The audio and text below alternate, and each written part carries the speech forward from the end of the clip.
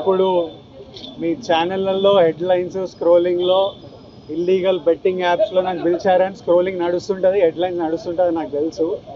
కానీ ఫస్ట్ దాన్ని gaming apps clarification గురించి విజయ్ దేవరకొండని పిలిచారు అని ఫస్ట్ ఆ హెడ్లైన్ మీరు నా గురించి మార్చాలి. ఎందుకంటే బెట్టింగ్ యాప్స్ ఇన్వెస్టిగేషన్ తప్పకుండా నడుస్తుంది. కానీ మనని పిలిచింది వాళ్ళకు కూడా తెలియదు మన పేరు ఎందుకు వచ్చిందో. బట్ మన పేరు వచ్చినందుకు వాళ్ళు వెరిఫికేషన్ చేసుకొని వాళ్ళు డెలిజెన్స్ తీసుకోవాలి.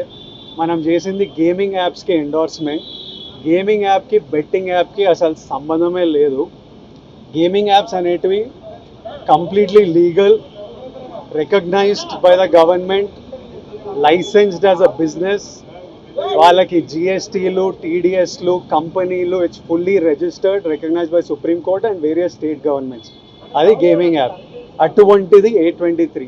ఇప్పుడు క్విక్గా డౌట్ ఉన్న వాళ్ళకి క్విక్గా మీరు గూగుల్లోకి వెళ్ళి టాప్ గేమింగ్ యాప్స్ అని కొడితే కొన్ని వస్తాయి. A23తో సహా My11 Circle, Dream11, NPL, జుపీ ఇట్లాంటివి కొన్ని వస్తాయి.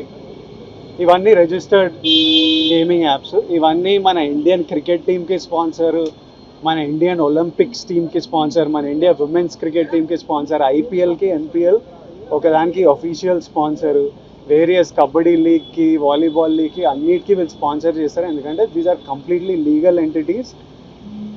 ఇండియన్ ఒలింపిక్స్ టీమ్కి స్పాన్సర్ చేయాలంటే లీగల్ ఉండాలా వద్దా? సో ఫస్ట్ ఆఫ్ ఆల్ ఈ గేమింగ్ యాప్స్ని, ఇల్లీగల్ బెట్టింగ్ యాప్స్ని మీరు సపరేట్ చేయాలి. అది జర్నలిస్ట్గా మీ రెస్పాన్సిబిలిటీ.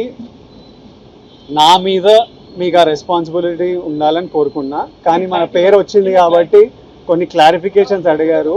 ఆ clarification account details, transaction details ఏంటి, ఆ కంపెనీ అవన్నీ పంపించేసినాము. ఇంతటితో సమాప్తం.